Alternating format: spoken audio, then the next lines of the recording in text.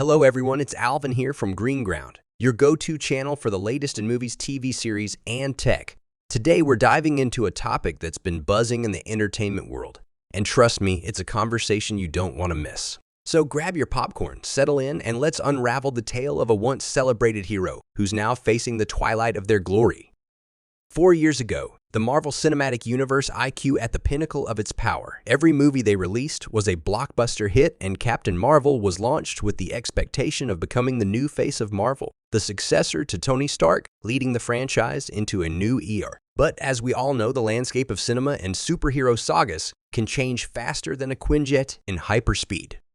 Fast forward to today, and the landscape is drastically different. The MCU, once an unstoppable force, seems to have hit a rough patch. With a series of less than stellar movies and TV shows, it's as if our once invincible hero has stumbled. The once celebrated Captain Marvel, who was expected to be the torchbearer, now seems more like a forgotten relic of a bygone era, reduced to brief cameos that barely remind us of her existence.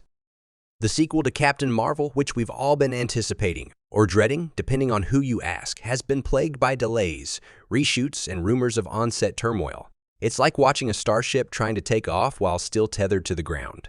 The trailers, despite their best efforts, couldn't ignite the excitement Marvel once effortlessly sparked among its fans. The movie itself, titled The Marvels, is an interesting case study in how the mighty can falter. It kicks off with a space wizard unearthing a magical artifact, setting off a chain of events involving character swaps and quantum entanglements. Sounds complicated. It is. The movie tries to juggle too many elements, from intergalactic conflicts to personal dramas, and in doing so, loses the essence of what made Marvel movies great in the first place.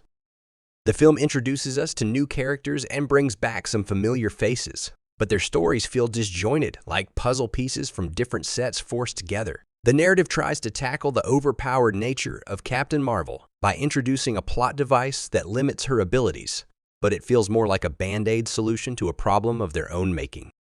Nick Fury, once the glue that held the MCU together, seems disconnected from the main storyline, his subplot feeling like an afterthought.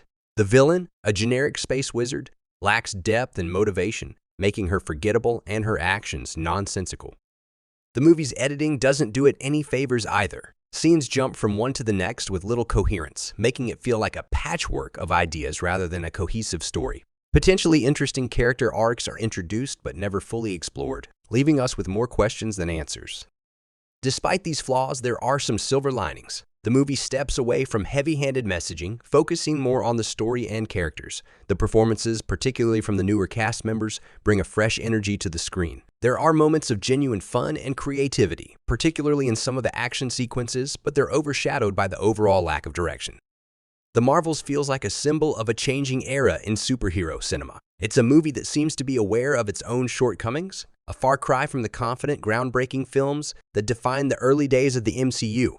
It's not just the end of a chapter for Captain Marvel, but perhaps for the Marvel formula itself. As we reflect on this, it's important to remember the impact Marvel has had on cinema. They've brought us some of the most memorable moments in modern movie history. But as with all great tales, there comes a time when the hero must either evolve or step aside for the next generation.